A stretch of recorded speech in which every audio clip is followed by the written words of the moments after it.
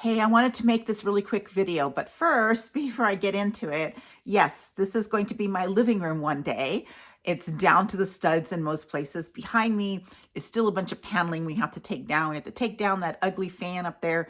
A lot of stuff to do. You'll see all the garbage everywhere. Well, it's not garbage, construction debris and things because it's been snowing for so long. We haven't been able to get it outside and our dumpster was full. Anyway, guess what? This is a good lesson for you to understand that you do what you got to do, make videos wherever you have to make them. It doesn't matter because it's the content that people come for, right? And over time, you get better. Anyway, it's not a YouTube video tutorial today, but I wanted to just take this minute to give you a really quick video. It came to my mind, and that's why I'm doing this impromptu video right now.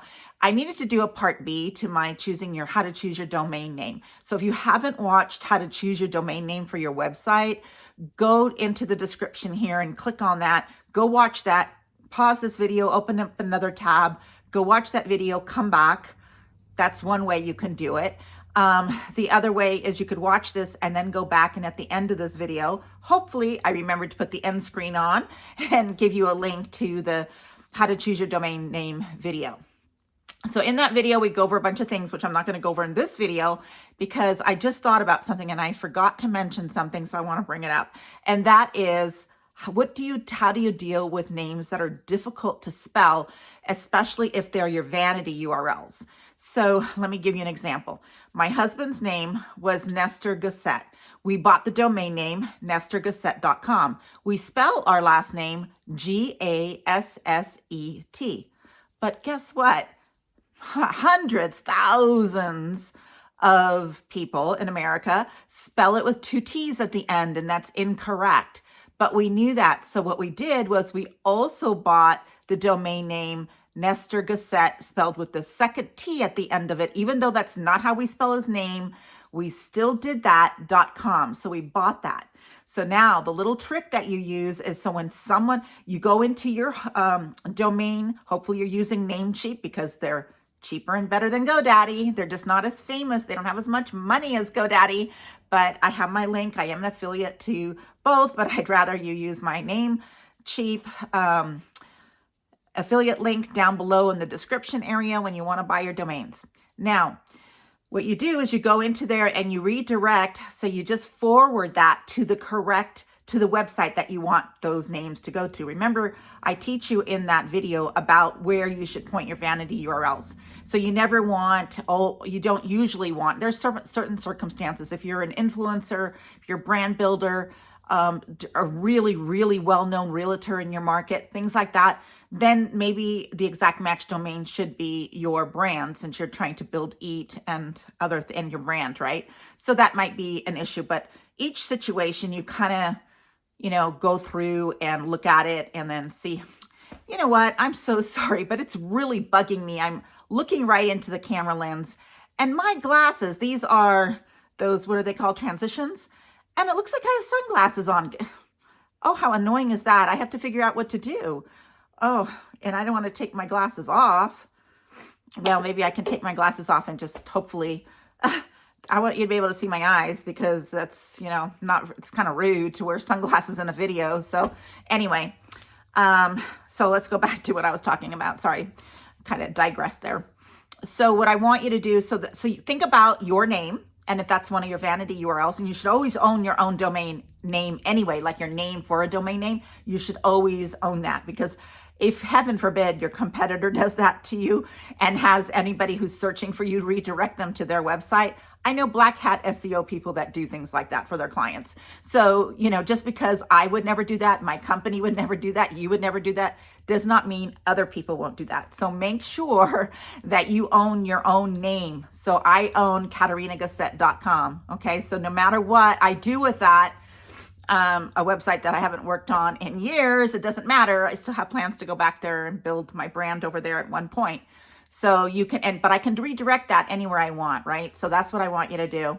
Think about the misspellings of your name and then buy those domains. It's very well worth it, because if people misspell your name, they're still going to land on the right place. They don't have to ask. And same if you are, let's say you're a real estate agent and you work in a town that's misspelled all the time, like you just know, like Tallahassee, Florida, how many misspellings, and let's just say your website domain, your exact match domain is the correct spelling, and it says Tallahassee homes for sale near the Capitol or something, or whatever, something. I'm not doing an SEO lesson here, but so just say Tallahassee homes for sale near me or something, or whatever it is that your exact match domain name is going to be, or luxury Tallahassee homes for sale, something like that. So then you're going to want to go and buy the common misspellings, and you can just look up those up at Google, or you can ask ChatGPT, what are the most common misspellings of this word? And then go in and get those. And same thing if your exact match domain has some kind of a word in there that everybody misspells. You can also look up words you should never use, because people always misspell them and they have different meanings when you misspell them. So you don't want to use words like that. So try to keep that out of your exact match domain name. So I gave you a situation. I have a Siamese cat niche website, and I had to spell kitty cat wrong because somebody else owned the kitty cat spelled correctly. So I just did it with a K instead of a C, and that works really just fine for the cat part, and that just works just fine for me. It's excellent for exact match domain. So you can think about ways, a lot of times when you're looking for a domain and you can't find the .com you want, sometimes just a little tweak like that can help too. For the exact match, remember your vanity URLs are going to be going to the different landing pages on your site, and you're going to be doing different things with those off of the internet with the people you meet when you're going out, passing out your business cards, your magnets on your car wraps, all of those kinds of things. Those are going to be vanity URLs that you're going to put on those, not your exact match domains. You always want it to be something that's memorable and easy to remember. Now, one word of caution too that I didn't cover in the other domains is trademarks. You have to make sure that trademarks are not taken, like you're not using a trademark name. So in other words, you cannot use homesbetterthanzillow.com. You would not be allowed to use that because Zillow is a trademark name and they're going to come and shut you down. Okay. The other thing is if you're not a realtor and you want to sell leads to real estate agents, you cannot use the word realtor in your domain name or in your content because you're not a licensed realtor. Actually, you can be a licensed realtor and still not be able to use the word realtor in any of your media or any of your marketing if you're not a member of the National Association of Realtors. So keep that in mind. There might be other industries that have those same type of trademarks, and you want to be very cognizant of those.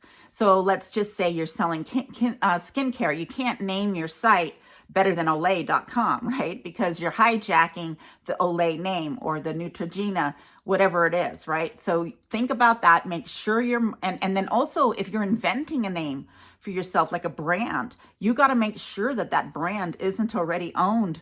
The name isn't already owned by someone else, and it doesn't have to be in your niche. It can be any name at all. So be very careful of those kinds of things. You can't just pick any name.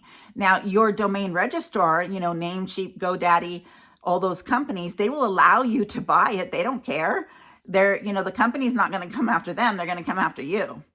So, and I'm sure they probably have a indemnity clause in their websites that says that they're not liable for anything you do with your domain names. So those are some things I didn't cover in that last video. I wanted to make it very quick. So look at, go and get that video, watch that video.